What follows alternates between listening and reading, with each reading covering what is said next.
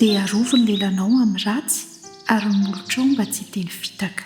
Salamo 4:30.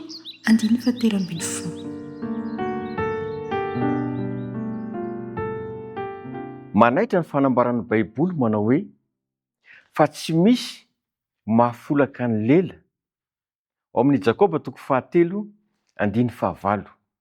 Ny lela dia taova kely eo amin'ny tenantsika kanefa dia maro sy manandanja ny vokatra na ny asa ataony.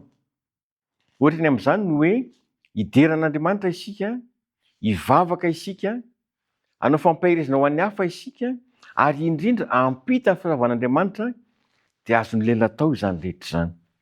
Fa ankoatran'izany dia mety hanimba zavatra betsaka eo amin'ny fiainantsika koa ny lela.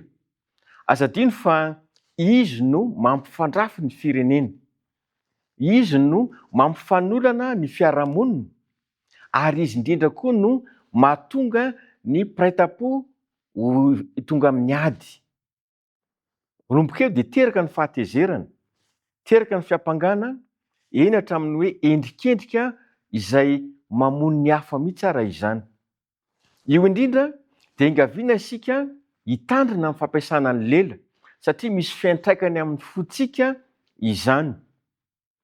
Satria io lela io ihany dia hitondra fahakiviana ho an'ny hafa.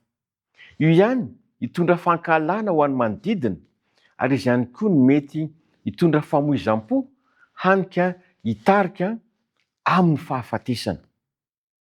Ny torohevitra dia izao: aoka isika handray an'i Kristy hanjaka ao anatintsika, satria izy ihany no afaka hanampy antsika hifehy ny lela.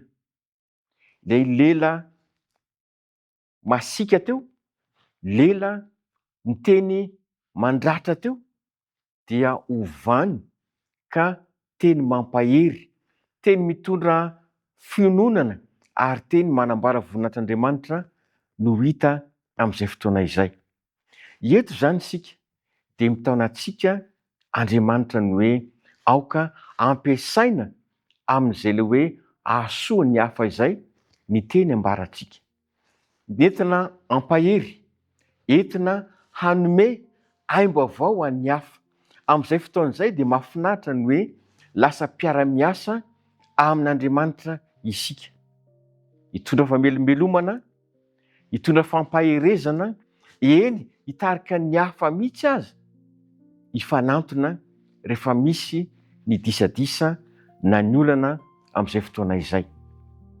Ho anao izay miaino izao fandarana izao, dia tian'Andriamanitra ny andraisantsika izany lesona sarobidy izany, dia ny hoe atao ahoana hifehezana ny lela izay azo ampiasaina tsara ho amin'ny fahasoavana, azo ampiasaina ho amin'ny tsara dia ny fametrahana an'i Kristy ao anatintsika aloha. Izy no avela hifehy ny lela sy momba azy rehetra. Raha toa ka sitrakaona anao izany dikana izany dia asaiko anao hivavaka. Saotra Tompo ny amin'ity androany ity, izay nampahafantatra ny mahasarobidy ny fitenenana, mahasarobidy ny lela. Tompo mitoera ao anatinay ianao, ka ianao mihitsy no andrindra, andamina ny fiteny rehetra, hanome voninahitra anao, hanome anay fomba fijery manampy ny hafa, ary indrindra hampiombona ny hafa mihitsy aza. Mahatoky izay fa anio dia ho mpiara-miasa aminay ianao, ka dia ho mpitaona mpamelombelona ary indrindra manasoa ny hafa ny fiteninay amin'ny anaran'i Jesosy. Amen.